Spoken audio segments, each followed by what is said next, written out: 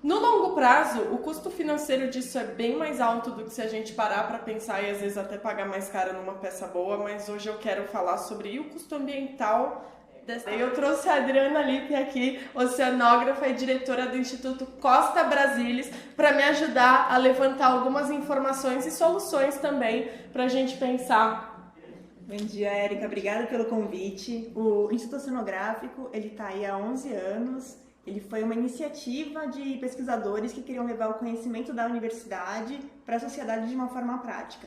Então, a gente trabalha aí com educação ambiental, pesquisa, monitoramento ambiental e outras coisinhas mais. Bastante coisa. Um parênteses, reciclagem é quando você desconstrói a matéria-prima para meio que construir outra coisa com ela.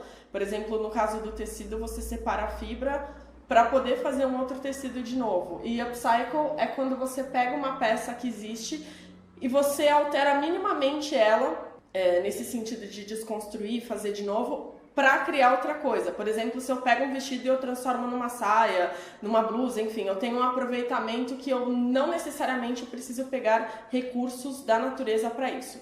O lance é que menos de 1%, e isso um dos responsáveis pela ação da H&M, numa entrevista coletiva falou, menos de 1% do que eles arrecadam de fato dá para reciclar. Menos de 1%. E mesmo assim, mesmo que seja essa reciclagem, o custo de você refazer alguma coisa assim, às vezes, ambientalmente falando, ele é o mesmo do que você construir uma peça do zero, por causa de água, de recursos naturais e também de coisas que a gente vai despejando na natureza. Para ter uma ideia que tá foda, Adri, como que a gente chegou nesse estrago todo? Dá um panorama aí pra gente. Bom, a gente pode ter um panorama histórico e do pensamento humano, que lá no início da humanidade a gente era simplesmente só mais um animal vivendo e sobrevivendo na natureza. Com o tempo, né, foram se construindo as civilizações e a gente desenvolveu várias tecnologias, né, para evitar chuva, evitar enchente. Então a gente foi acabando, de uma forma, aprendendo a dominar a natureza. E isso foi evoluindo de tal forma que lá pelo século XVII a gente começa com o pensamento cartesiano, que começa a colocar o homem como um observador do que acontece. Isso foi ótimo para o conhecimento científico, a gente evoluiu muito. Hoje em dia toda a eletrônica, coisas digitais que a gente tem vieram graças a essa forma do homem conseguir se separar do ambiente e avaliar a situação. Mas por outro lado, isso ficou muito intrincado na nossa sociedade. Então é muito fácil as pessoas sentirem que elas que elas não fazem tanta parte, o que acontece, o que elas fazem no ambiente não vai, de certa forma, atingir a vida delas. Por exemplo, é o lixo, né? Você diz que joga fora, mas você não joga fora do nosso planeta, você joga fora do seu campo de visão. E aí tem várias coisas que podem estar acontecendo que a gente está ignorando por simplesmente não querer e não saber olhar o ambiente de forma sistêmica. Conta por que essa questão do lixo assim, é tão problemática, apesar de, obviamente, o planeta não ter onde descartar isso. O que rola? O que acontece?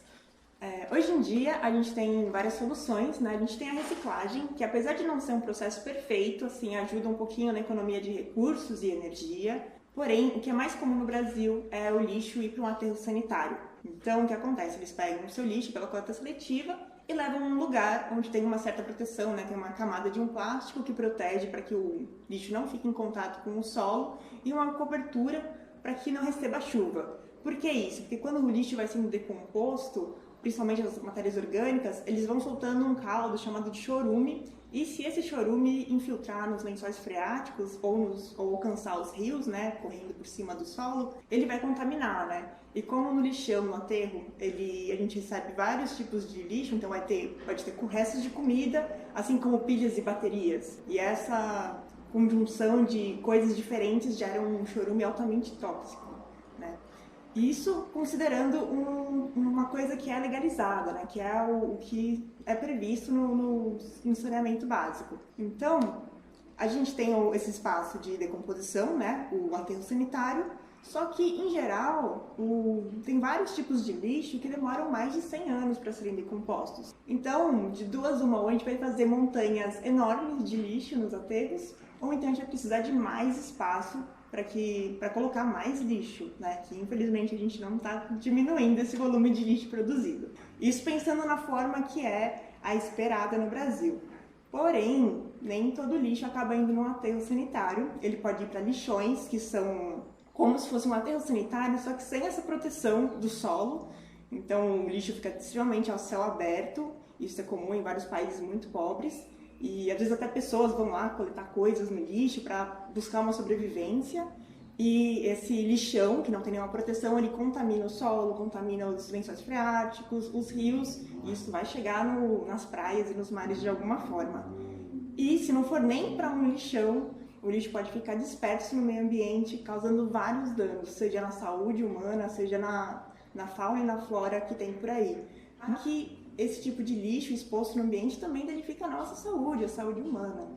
Como que isso atinge? A gente fala muito das próximas gerações. A gente tem estudos recentes que, primeiro, quase 90% das aves marinhas já tem plástico no seu organismo, então elas já comeram plástico, e que em 2050 é previsto que tenha mais plástico do que peixes. Mas bom, somos duas sagitarianas otimistas, então vamos falar sobre algo bom, vamos falar sobre soluções. Além da pessoa parar de comprar roupa só porque tá barata ou porque ela pode comprar, enfim, e descartar aquele negócio sem refletir se ele faz sentido ou não, enfim, comprar de forma mais consciente, o que ela pode fazer, Adriana, para melhorar essa situação?